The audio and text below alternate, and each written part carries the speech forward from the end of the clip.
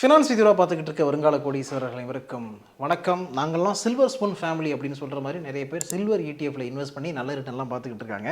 அந்த அடிப்படையில் இந்த வீடியோவில் நம்ம முழுக்க சில்வர் இடிஎஃப் பற்றி பார்க்க போகிறோம். ஒரு வருடத்தில் பார்த்தீங்கன்னா 144% ரிட்டர்ன் கொடுத்துருக்கு சில்வர் இடிஎஃப். அந்தளவுக்கு சூப்பராக பர்ஃபார்ம் பண்ணிக்கிட்டு இருக்கு. அதனால நிறைய பேர் சில்வர் நோக்கி போகிறாங்க. இப்போது நல்ல ஸ்ட்ராங் டிமாண்ட் இருக்குது அப்படிங்கிறதுனால அதனுடைய ப்ரைஸ் மேலே போய்கிட்டே இருக்குது. இந்த சர்வதேச அளவில் இருக்கக்கூடிய குளோபல் அன்சர்டனிட்டி அதுக்கு முக்கியமான காரணம். அண்ட் இன்வெஸ்டர்ஸ் வந்து நிறைய பேர் என்ன பண்ணுறாங்கன்னா சில்வரில் போயிட்டு பார்க் பண்ணுறாங்க அவங்களுடைய மணியை. அதனால் இன்க்ரீஸ் ஆகுது. பட் இது எவ்வளோ நாளைக்கு இன்க்ரீஸ் ஆகும் அப்படின்னு நம்ம உறுதியாக எதையும் சொல்ல முடியாது. எப்போ வேணாலும் கீழே விழலாம், அதற்கான வாய்ப்புகள் இருக்குது. இருந்தாலும் இப்போ ஓடுற குதிரையில் ஏறி நான் வந்து வின் பண்ண போகிறேங்கிற மாதிரி நிறைய பேர் அதை வந்து ட்ரை பண்ணிக்கிட்டு இருக்காங்க. அவங்களுக்கு வாழ்த்துக்கள்.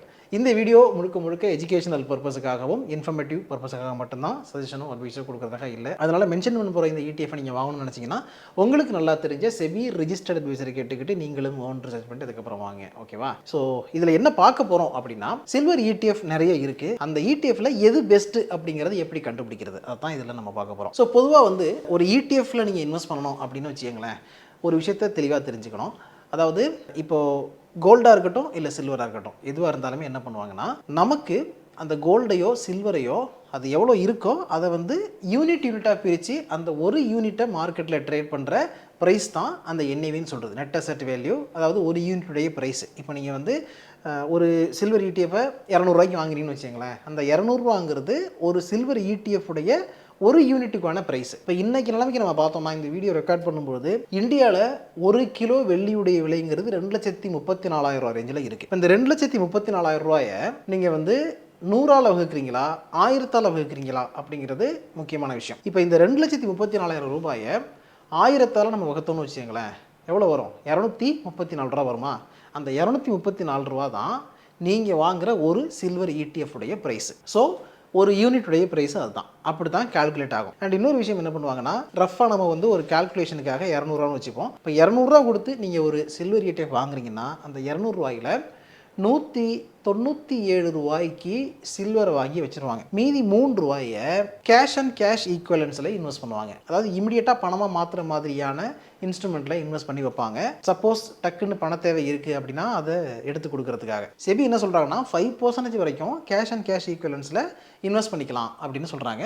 பட் மேஜராக நிறைய ETF பண்ணுறது வந்து 5% இன்வெஸ்ட் பண்ணுறது கிடையாது. அதிகபட்சம் 3% தான் பண்ணுறாங்க. மீதி எல்லாத்தையுமே வந்து டைரெக்டாக எந்த கமாடிட்டி எந்த மெட்டலில் இன்வெஸ்ட் பண்ணணுமோ அதில் பண்ணிடுறாங்க. கோல்டாக இருக்கட்டும் சில்வராக இருக்கட்டும் அதில் பண்ணிடுறாங்க. இப்போ அந்த அடிப்படையில் பார்த்தோம்னா நிறைய மேஜர் சில்வர் ETF நீங்கள் பார்க்கும்பொழுது 200 கொடுத்து வாங்குறீங்கன்னா அதில் 197 டைரெக்டாக சில்வருக்கு போகும். சில்வரில் இன்வெஸ்ட் பண்ணி வைப்பாங்க, சில்வரை அதுக்காக வாங்கி வைப்பாங்க. மீதி 3 வந்து வேறு கேஷ் ஈக்குவலன்ஸில் வச்சுருவாங்க. இதை நீங்கள் எங்கே போய் பார்க்கலாம் அப்படின்னு கேட்டிங்கன்னா, வேல்யூ ரிசர்ச் ஆன்லைன் அப்படிங்கிற வெப்சைட் இருக்குது, மார்னிங் ஸ்டார் இந்தியாங்கிற வெப்சைட் இருக்குது. இந்த வெப்சைட்டில் எல்லாமே வந்து இந்த டீட்டெயில் உங்களுக்கு கிடைக்கும். இது இல்லாமல் நீங்கள் ஒரு டிமேட் அக்கௌண்ட் வச்சுருக்கீங்க, இப்போ ஜெரோதா வச்சுருக்கீங்க, க்ரோ ஆப் வச்சுருக்கீங்க அப்படின்னா அதுக்குள்ளேயும் போயிட்டு இந்த விஷயத்தை செக் பண்ணலாம். அதாவது அந்த ETF ஓப்பன் பண்ணிவிட்டு, இப்போ எக்ஸாம்பிளுக்கு வந்து நான் நிப்பான் இந்தியா ETF காமிக்கிறேன். இப்போ நிப்பான் இந்தியா ETF நீங்கள் ஓப்பன் பண்ணுறீங்க அப்படின்னா அதில் போர்ட்ஃபோலியோங்கிறத கிளிக் பண்ணிங்கன்னா அதுக்கு கீழே அசட் அலோகேஷன் இருக்கும். அந்த அசட் அலோகேஷனில் கமாடிட்டிஸில் எத்தனை % இருக்குது, கேஷ் அண்ட் கேஷ் ஈக்குவலன்ஸில் எவ்வளோ % இருக்குது அப்படிங்கிறது தெளிவாக போட்டிருப்பாங்க. இப்போ நிப்பான் இந்தியா சில்வர் ETF உடைய அசட் அலோகேஷன் நம்ம பார்த்தோம்னா கமாடிட்டிஸில் 98.11% இன்வெஸ்ட் பண்ணியிருக்காங்க. மீதி 1.89% கேஷ் அண்ட் கேஷ் ஈக்குவலன்ஸில் இன்வெஸ்ட் பண்ணியிருக்காங்க. அடுத்தது நிப்பான் இந்தியாவுடைய ரிட்டர்ன் ஓவர் டைம் என்ன இருக்குது அப்படின்னு எட்டி பார்த்தோம்னா, இயர் டு டேட், அதாவது இந்த தேதியிலேருந்து போன வருஷம் இதே தேதி வரைக்கும் நீங்கள் பார்த்தீங்கன்னா 148.81% ரிட்டர்ன் கொடுத்துருக்கு. 1 டேயில் 4.12% கொடுத்துருக்கு. 1 மந்தில் 42% கொடுத்துருக்கு. 3 மந்தில் 61.55% கொடுத்துருக்கு.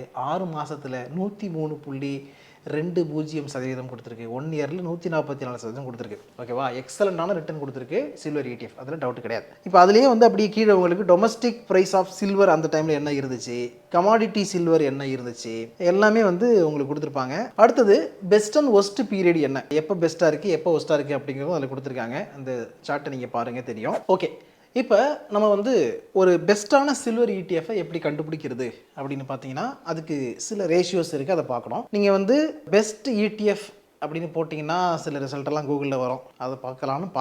அப்படி இல்லைனா நான் சொல்கிறத ஃபாலோ பண்ணுங்கள். 3 முக்கியமான விஷயங்களை நீங்கள் கவனிக்கணும். ஒன்று என்ன அப்படின்னு பார்த்தீங்கன்னா எக்ஸ்பென்ஸ் ரேஷியோ. இந்த ETF அப்படிங்கிறது வந்து பேசிவ் ஃபண்ட்ஸ் அப்படின்னு சொல்லலாம். பேசிவ் ஃபண்ட்ஸ்னால் என்னென்னா, பெரிய அளவில் ஃபண்ட் மேனேஜர் இதுக்கு வேலை பார்க்க தேவையில்லை.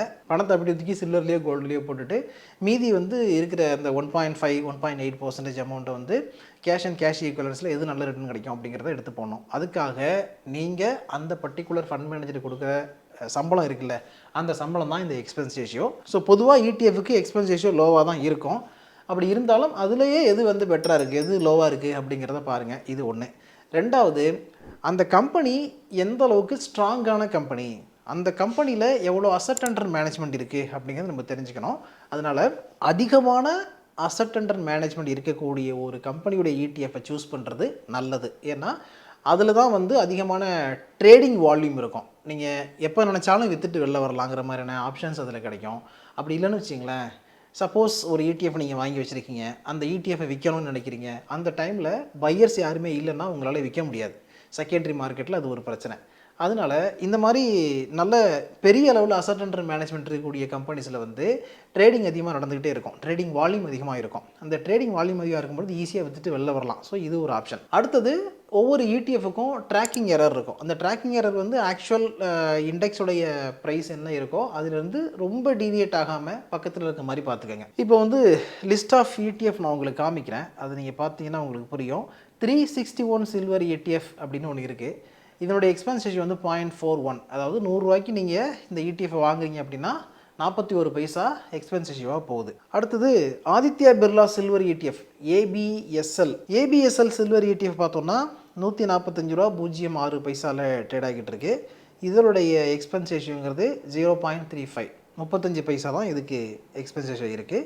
இதோட அசட் அண்டர் மேனேஜ்மெண்ட் வந்து 2005 கோடி வச்சிருக்காங்க. இதுக்கு முன்னாடி பார்த்த 361 சில்வர் இடிஎஃப்க்கு 56 கோடி தான் அசட் அண்டர் மேனேஜ்மெண்ட் இருக்கு. அடுத்தது, ABSL silver ETF R direct. இது முன்னாடி சொன்னது வந்து ரெகுலர் ஃபண்டு, அதாவது மியூச்சுவல் ஃபண்டில் வரக்கூடிய இடிஎஃப். அதனால 35.35% வந்து அவங்க எக்ஸ்பென்ஸ் ரேஷியோ வச்சிருக்காங்க. அடுத்தது வந்து டைரக்ட் ஃபண்டு. டைரக்ட் ஃபண்ட்னா நீங்களே போயிட்டு ஒரு க்ரோ ஆப்லேயோ ஜெரோதா ஆப்லேயோ வாங்கிக்கக்கூடிய ஒரு இடிஎஃப் இது.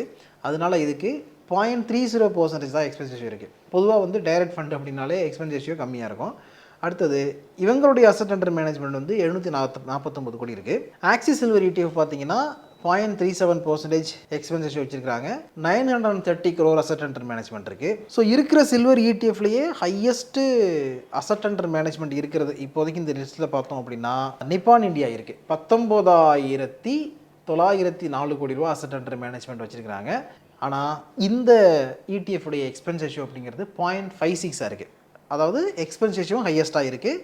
அதே மாதிரி அசட் அண்டர் மேனேஜ்மெண்ட் ரொம்ப பெருசாக இருக்குது. ஐசிசி புடென்ஷியலுடைய அசட் அண்டர் மேனேஜ் பார்த்தோம்னா 10,000 crore மேலே இருக்குது. 10,733 கோடி இருக்குது.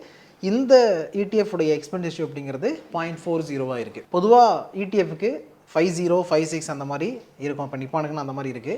35 இருக்குது, 30 இருக்குது அப்படின்னா அதெல்லாம் வந்து கம்மியான எக்ஸ்பென்ஸ் ரேஷியோ தான். பட் அதே நேரத்தில் அவங்களுடைய அசட் அண்டர் மேனேஜ்மெண்ட் நல்லா இருக்கா, அந்த கம்பெனி வந்து உங்களுக்கு நிறைய இடங்களில் தெரிஞ்ச ஒரு கம்பெனியாக இருக்கா அப்படிங்கிறத நீங்கள் பார்த்துக்கோங்க. அதெல்லாம் ரொம்ப முக்கியம். பட் இன்னொரு விஷயம்னா, சில இடிஎஃப் உடைய ப்ரைஸ் ரொம்ப கம்மியாக இருக்குது, சிலதில் அதிகமாக இருக்குது. இப்போ கோல்டு பீஸ் எல்லாம் பார்த்தோன்னா எஸ்பிஐ கோல்டு பீஸ் வந்து ஒரு ரேட்டில் இருக்கும், நிப்பான் இந்தியா கோல்டு பீஸ் வந்து ஒரு ரேட்டில் இருக்கும், ஆக்சிஸ் விற்கிற கோல்டு பீஸ் ஒரு ரேட்டில் இருக்கும். அது வந்து பிரச்சனை கிடையாது. ஏன்னா அவங்க வந்து 1 கிராம் கோல்டை எத்தனை யூனிட்டாக பிரிக்கிறாங்க அப்படிங்கிறதா மேட்ரு. சில பேர் வந்து 100 யூனிட்டாக பிரிப்பாங்க, அப்போ வந்து அதிகமான ப்ரைஸில் ட்ரேட் ஆகும்.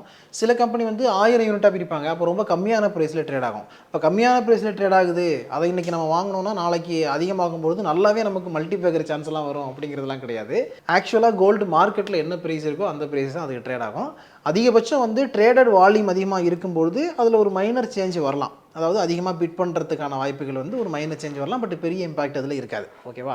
ஸோ இதுதான் சில்வர் இடிஎஃப் வாங்குவதற்கான தாரக மந்திரங்கள்.